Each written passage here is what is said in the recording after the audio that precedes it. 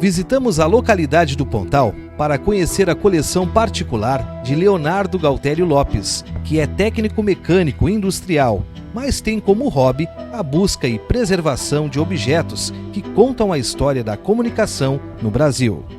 Maravilha, gente! Hoje nós estamos aqui na localidade do Pontal da Barra, São José do Norte, Rio Grande do Sul, trazendo uma matéria muito especial sobre a comunicação, a história, na verdade, da comunicação. Hoje aqui na casa do Leonardo, que vai trazer para a gente esse lindo acervo. Podemos conhecer, Leonardo? Claro. O amor é feito de paixões e quando perde a razão, não sabe quem vai machucar. Como tu conseguiu chegar nesse acervo? Foi através de leilões, de pesquisas, de viagens? Como tu conseguiu reunir todo esse material que tem uma história rica? Alguns objetos foram através de doações, alguns foram comprados, alguns consegui através de leilões também. Aí, com o tempo, fui tentando reunir, buscar uma cronologia do início, buscando os primeiros equipamentos, do início ao fim, de todos os equipamentos através da história do som.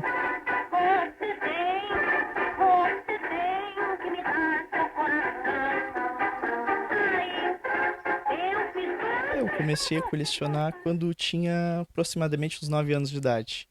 Como quase todo mundo começa por uma coleção mais singela, pequena.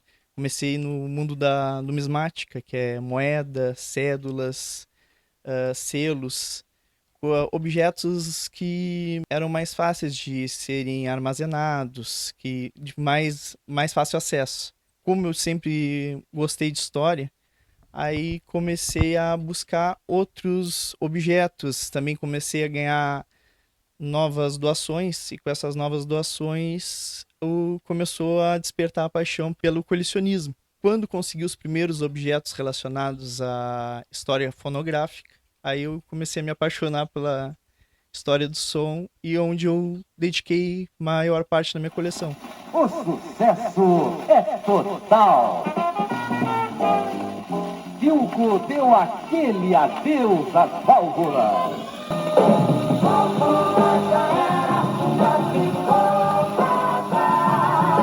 Em Canuso, você adquire televisores portáteis. Esse equipamento aqui foi o primeiro equipamento capaz de gravar a voz humana.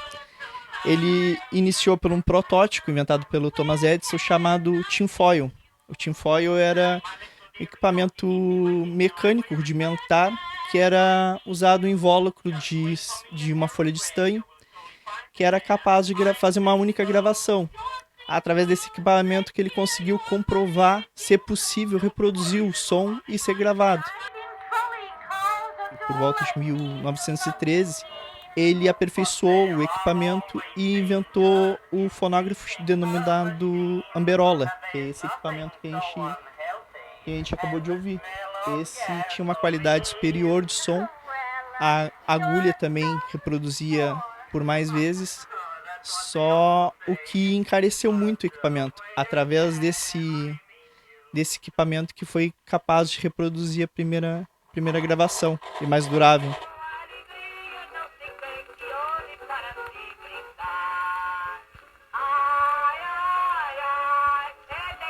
Esse aqui foi o primeiro aparelho a reproduzir som em discos.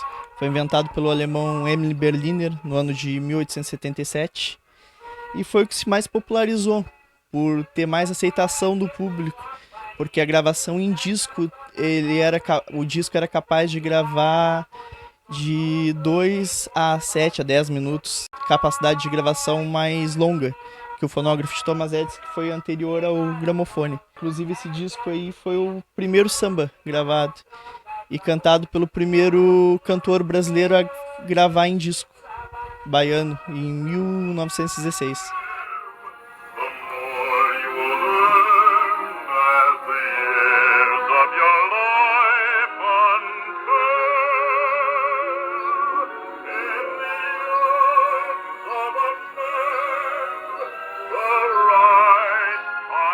Acompanhando mais uma peça que me chamou a atenção aqui. Conte pra gente de que se trata esse equipamento aqui, Leonardo? Foi o início de toda a gravação magnética. Ele era capaz de gravar som através de um fio de arame de aço. Ao ser magnetizado, voltasse a gravação, era capaz de reproduzir o som novamente. Ele é datado entre 1930 a 1940. Aí, posterior, foi dado início à fita magnética.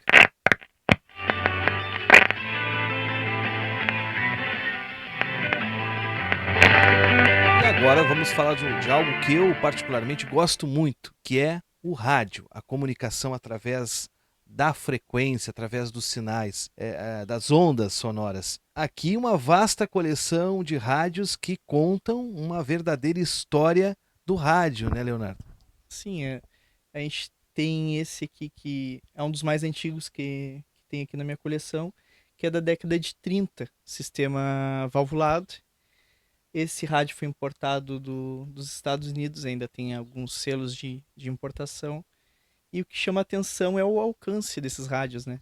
Que como na época as antenas de transmissão elas tinham um pouco alcance, os equipamentos supriam a recepção. Eles tinham que ter uma recepção melhor. Então aqui tu nota que no mostrador dele tem Paris, Torre Eiffel, que era onde recebia o sinal. Ele pegava sinais de todas as rádios do mundo. Era capaz de sintonizar todas as rádios. E com o passar dos anos foi diminuindo um pouco o tamanho dos rádios. A tecnologia foi se aperfeiçoando. A gente tem aqui outros rádios de épocas aproximadas, que esse rádio aqui, Philco, holandês, ele é da década de 40. Aí ele faz ele tem o mesmo processo de sintonia desse rádio aqui, só que com um equipamento mais um pouco menor, que já não necessitava de tantos componentes elétricos que nem esse aqui tinha, né? A gente tá faltando aqui o início de tudo que eu tinha. Aí eu emprestei para um amigo meu e não chegou a me devolver, que é a galena. Que a galena é que seria o primeiro rádio, que foi inventado pelo Giuseppe Marconi. Que ele era capaz de sintonizar as rádios através de um cristal de sulfato de chumbo. E não usava luz elétrica, ele só recebia as ondas de rádio e reproduzia um pequeno alto-falante com a bobina. Era um equipamento bem simples, mas eficaz. Na época era capaz de fazer a recepção de ondas. Olha só, gente, muito interessante. Inclusive, alguns desses rádios funcionam perfeitamente, né, Leonardo? Vamos testar então? Vamos lá.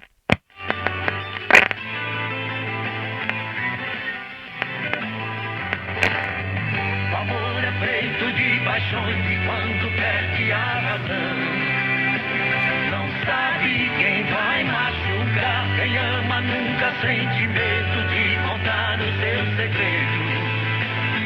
Sinônimo de amor é amar. É feito de paixões e quando perde a razão, não sabe quem vai machucar. Quem ama nunca sente medo de contar o seu segredo.